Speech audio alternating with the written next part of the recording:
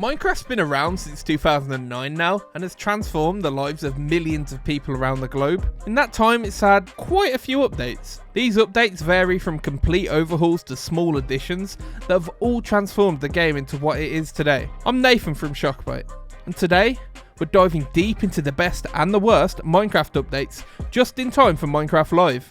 Let's start off with some controversy, shall we? The combat update launched on February 29th, 2016. This came with a ton of changes, but none are more important than adding an attack cooldown to all melee weapons and tools, essentially meaning PvP wasn't spam click anymore, and it added a sense of difficulty to the game that wasn't there previously. This update, in the grand scheme of things, was likely the most important change we've ever had in the game. It also introduced something many players can't even live without anymore, which is end cities and obviously the elytra. Finally, a true endgame meant players were able to fly around worlds in survival mode, transforming what transport meant in worlds otherwise filled with minecarts and nether corridors. Of course, by now, transport had changed a little bit, with water roads and dolphins, thanks Grian, and more unique techniques being more efficient than flying, well, at least in a straight line.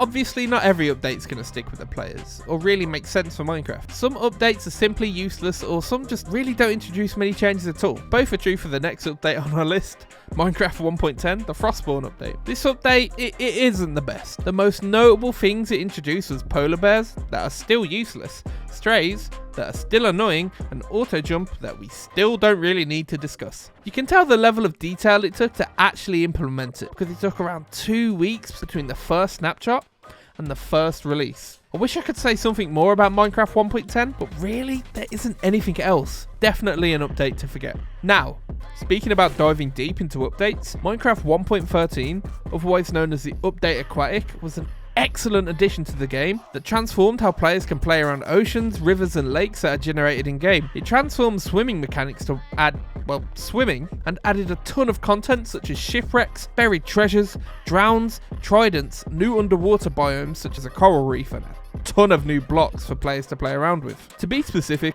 47 new blocks were added, including variations for wood buttons, pressure plates and trapdoors. This allowed for much greater creativity in building, and the other changes were a welcome addition by pretty much everyone. This makes it one of the most universally loved updates that we've ever had in Minecraft, but it's not a top pick for the best Minecraft updates that ever been released. Now, before we get into what we think is the best Minecraft update to ever release, we'd like to discuss some of the updates that were great but just didn't quite cut it on this super accurate, absolutely amazing list. The Nether update rebuilt the Nether from the ground up, adding new world generation and 4 new biomes such as the Crimson Forest and the Soul Sand Valley. It also introduced 5 new structures alongside the Nether Fortress such as bastions, Nether fossils and more. The Nether update was so good because it was something the community actually wanted. Looking at you, Trez and Tails. Now, topping off the worst list, we have Minecraft 1.7.2, which revamped one of the most loved parts of Minecraft, caving. This update essentially made it so that caves weren't interconnected anymore